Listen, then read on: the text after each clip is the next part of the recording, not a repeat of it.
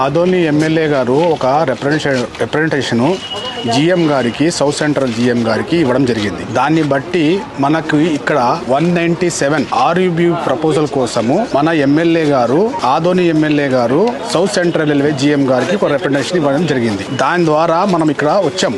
ఇక్కడ ఫీజిబిలిటీ ఉందా లేదా, మనం చేయగలుగుతామా చేయలేమా అనే కాన్సెప్ట్ లో ఇక్కడ రావడం జరిగింది. నేను అసిస్టెంట్ డివిజనల్ ఇంజనీర్ ఆదోనిలో పనిచేస్తున్నా సౌత్ సెంట్రల్ రైల్వే. దీనికోసం ఇక్కడ వచ్చిన తర్వాత అందరము వచ్చాము. వచ్చిన తర్వాత టోటల్ గా ఇక్కడ మనకు ఫీజిబిలిటీ ఉందా లేదా అనేది మనం చెక్ చేసాం. చెక్ చేస్తే కొన్ని చిన్న చిన్న ఆబ్లిగేటరీ పాయింట్స్ మనకి దొరికినాయి. దాన్ని బట్టి మనం ఏం చేస్తాము అంటే ఈ లోకల్ పీపుల్ తోటి మనం మాట్లాడి డిస్కషన్ చేసి ఏమన్నా హడ్డిల్స్ ఉంటే దాన్ని మనం క్లియర్ చేసేసి మనం ఏది అనుకున్నామో ఆ విధంగానే ఇక్కడ ఆర్యుబి కట్టడానికి చాలా పాసిబిలిటీస్ ఉంది కాబట్టి చిన్న చిన్న మనకి అవరోధాలు ఉన్నాయి కాబట్టి దాన్ని అవరోధాలని మనం తీసేసుకొని ఒక ఆర్యుబి కట్టగలిగితే మనకు ఒక మంచిగా అందరికీ ఇక్కడ జనాలకి, ఇక్కడ ఉన్న ప్రజలకి చాలా బెనిఫిట్ అవుతుంది అని చెప్పేసి నా అభిప్రాయం. రాబోయే రోజుల్లో ఒక 2-3 రోజుల్లో ఒక టోపోగ్రఫీ అని చెప్పేసి మాకు సర్వే చేస్తాము.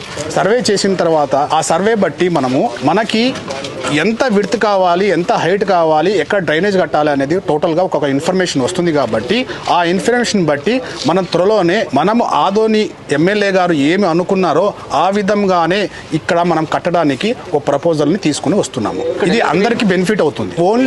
ఓన్లీ మనకి ఇక్కడ హెవీ వెహికల్స్ కాకుండా light vehicles, 2 wheeler and 4 wheelers అంటే కార్స్, ఆటోస్ ఇలాంటి చిన్న వెహికల్స్, లైట్ వెహికల్స్ మటుకు పోవడానికి పాసిబిలిటీ ఉంది. హెవీ వెహికల్స్ పోవడానికి పాసిబిలిటీ లేదు కాబట్టి ఇక్కడ విడ్త్ మరియు హైట్ అనేది తక్కువ ఉంది కాబట్టి ఆ విధంగానే దీన్ని ప్లాన్ చేసుకుంటున్నాము. ఉన్న దాంట్లోనే ప్లాన్ చేసేసి ఒక మంచి ప్రాజెక్ట్ని ఇక్కడ స్టార్ట్ చేస్తున్నాం కాబట్టి ఇక్కడున్న ప్రజలకి చాలా బెనిఫిట్ అవుతుంది అని చెప్పి నా నమ్మకం.